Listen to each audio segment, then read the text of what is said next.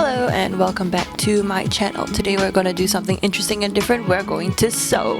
I know how stress-inducing sewing can be. I started sewing in 2017. Cutting brand new fabric gave me a lot of anxiety, so I sort of understand how difficult it can be to start. So I think that thrift flips are actually like the easiest thing to do. So today we're going to thrift flip a pair of old jeans. So I think that thrift flips are actually really fun and really easy ways to like make something old new. Also, it's like really sustainable. I feel like everybody more or less has a pair of old jeans that they don't really like anymore, that doesn't fit well or something, so we're going to turn that into a pinafore dress. I got this pair of jeans from my friend. She didn't really want it anymore. It is quite oversized. First, what you're going to need is a seam ripper, and you're going to need to undo the jeans. So what you're going to want to do is get your seam ripper, and you're going to rip up the inside seam of the pants first. If you want, you can rip out the pockets and then we'll see what we have to work with. Now we'll cover seam ripping 101. Get your seam ripper, and what you're going to do for the rolled hem is every 3 stitches you pick out a stitch.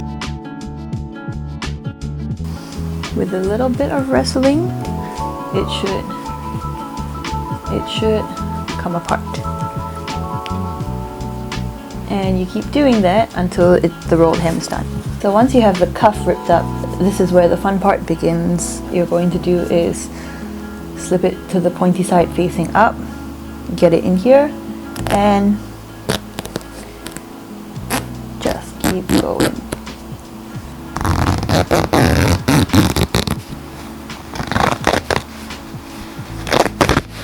Once you seam rip the sides, it should look something like this. And there you can see how much fabric you have to work with.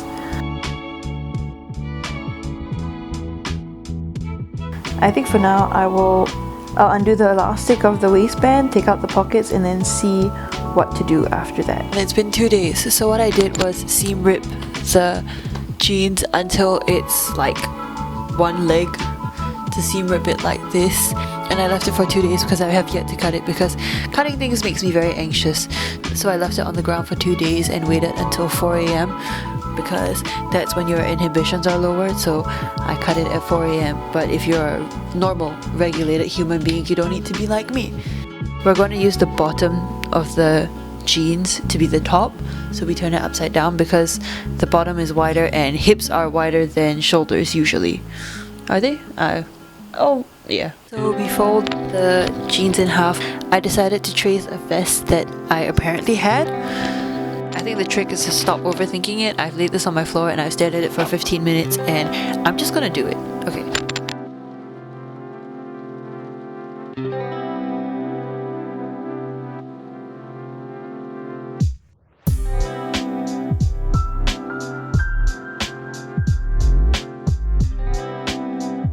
If you cut it, you'll have something shaped like this. I had to make my armhole lower because there wasn't enough fabric.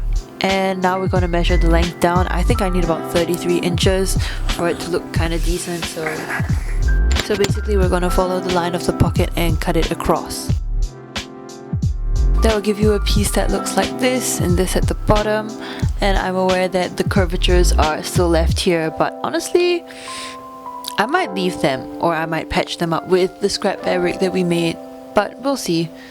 Maybe it'll be like a fashion moment. Okay, so once you do that, what you'll get is 2 pieces of this, and you put them right sides facing together, so the darker blue side's on the inside, and you pin the sides. I pinned one side first just to see how it looks. I pinned one side and that. I haven't cut the neckline out yet because I haven't decided what neckline I wanted, so I'm just going to try it on now. Okay, so using the pins, I marked out how thick I wanted the straps to be and how deep I wanted the neckline to go. I'll do slightly under here, and then I'll just fold it in half and cut a half circle. Also, I'll leave some excess so that I can hem it over if I feel like I'm not lazy.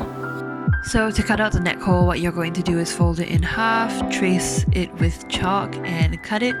Once you're done with that, you can use the piece you cut out as a guide for the back if you want it similar or symmetrical, and just cut it again.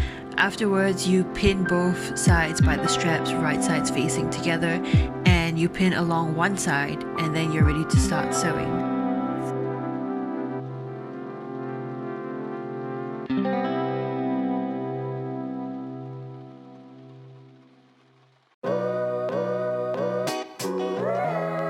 And now we begin with the literal easiest part, which is the sewing. So always run it through a test scrap first. Also, fun story, I told my friends that I sew, and she was like, oh, you can do sewing ASMR. I was like, okay, so here we go. ASMR.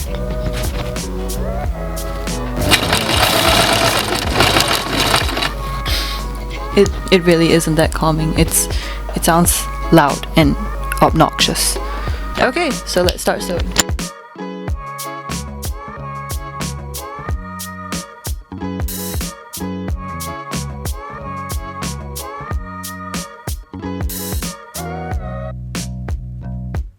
Okay, so once you have the top sewn and one side sewn, leave the other side open because we need to add a zipper there. So what you do is fold this in half and make sure that it all lines up properly so that you can follow the side, because we took quite a bit in. So we'll do that. Use your regular stitches and sew until here. Get your zipper. I'm using this one. So what you want to do is sew proper until here, and at this point you're going to stop sewing and do a basting stitch to hold the two layers together. So to do that, you either do that by hand by using very long stitches, or you do that on your machine on the loosest setting.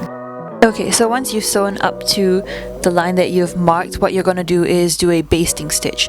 So how I did that is I set my sewing machine to the loosest tension and the widest stitch gap.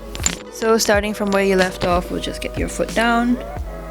Try to line up the stitches as best as you can. First stitch you can go slow, and do not backstitch. Do not backstitch at all, because that would tighten your stitch, and what you want to do is create something just really loose with a lot of space.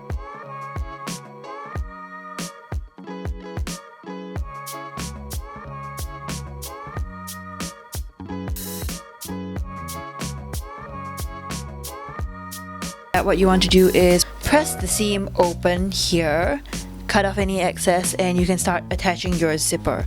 So I will link a video because I'm not that great at it, and also recording it's going to be tiring, so yeah. Aside from that, you're completely done. I'm going to add a pocket for aesthetic purposes, but aside from that, after you attach the zipper, all you need to do is cut off the excess fabric, edge it, hem the bottom, hem the neckline if you want to, and then you're completely done. So I cut out a pocket and I'm going to stitch it to the front of my dress, and I embroidered something. It took me a whole day and it honestly wasn't worth it. I lost my embroidery hoop because it's the single most elusive thing in this entire household. I found it and lost it 3 times, so I didn't have a hoop, and I was like, yeah, I'm gonna embroider this is gonna look so cute, and it really does not, but it's okay, and it's not worth the 24 hours that I put into it, because I would have been finished by now completely, and I still have to hem my dress, so don't be me. Mess and chaos aside, here's how it turned out, and I thought it was quite cute.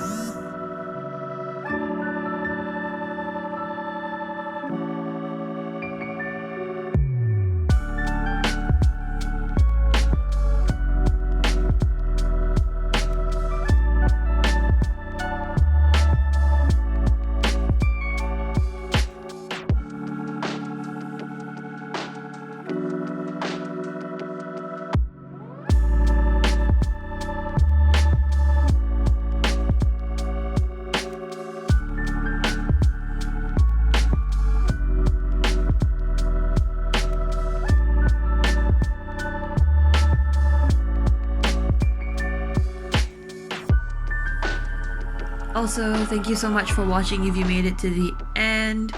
Hit all the buttony thingies if you want to, if not then never mind. And love ya, see ya, bye!